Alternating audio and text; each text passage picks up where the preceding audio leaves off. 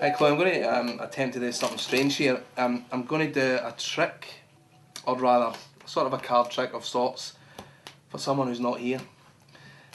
Sounds difficult, I know, but I'll show you what I mean. If you cut the deck in half, or you can shuffle them, actually shuffle them first, make sure that they're definitely mixed in no order, or no specific order. Okay? Alright, and cut that in half.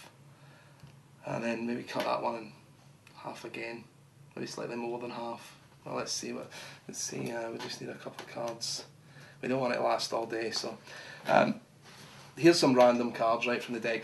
We're going to do a trick for someone who isn't here, someone that you know. So can you think of someone's name that's not here that I don't know, that you can only think of in your mind? You think of someone. I should mention their name should be less than about 12. Then it's not like a big long name or anything, is it? No, good. Okay. So in order to have them choose a card in their absence, what I'm going to do is have you spell their name. So if it was me, you would do this, like you can mix them up again and stuff like that. But I want you to deal. If it was me, it'd be D-A-V-I-D. Deal one card for each letter. Then look at this card. And that'll be the card for the person who's not here. Okay. So their name sort of chose the card. Then when you know what it is, remember it and drop the rest on top. And you can count them on top or drop them on top or whatever. You follow? So mix them up again. And make sure there's no order because you shuffle the deck and all that stuff. Then I'm going to turn away, and you can deal silently in case you think I'm listening to how many cards you're dealing and stuff like that. Okay, and you can let me know when you've done that. So deal the name and then look at the card that falls on the last letter. Yeah. Okay, and then turn it face down and drop the rest on top. Okay. Is that fair? Yeah. So someone who you've just thought of is participating in a card trick somewhat against their will. Yeah. And I always think it's funny to think of that person right now and they don't know that they've picked a card and they're in the middle of this card trick. Here's a question that you've probably never been asked. Do you think that if you asked the person you're thinking of, right, do you think that if you asked them to lie for you, they would do it? Yes. No hesitation there, right? Well, look, that's a good thing that they would lie for you, because now I'm going to ask you to lie for them.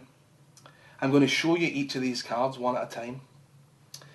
And I'm going to ask you, is this their card? And on every occasion you'll say no, which means that on at least one occasion you're going to lie on that person's behalf. See? You ready? Is this their card? No. Is this their card? No. Is this it? No.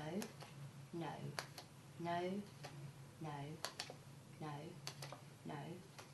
No. No. Okay. You're a good liar, and if that person ever gets in trouble and they need you to lie for them, I think they'll do a great job, because I've got no idea. I thought sometimes if you're under the pressure you need to lie for somebody else, it's difficult to sort of conceal it, but you've concealed it well, and I've got to say I'm absolutely none the wiser. Tell me about the person you're thinking of. It's not a female, is it? Yes. It is.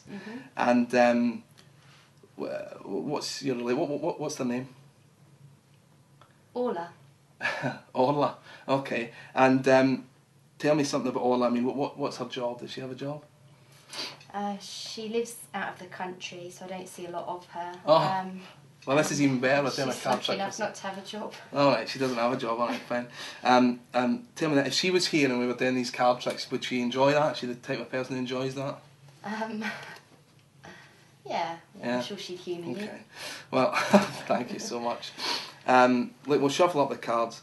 In fact, I'm almost of a mind to get rid of the cards. I don't think I'm getting much from them whatsoever.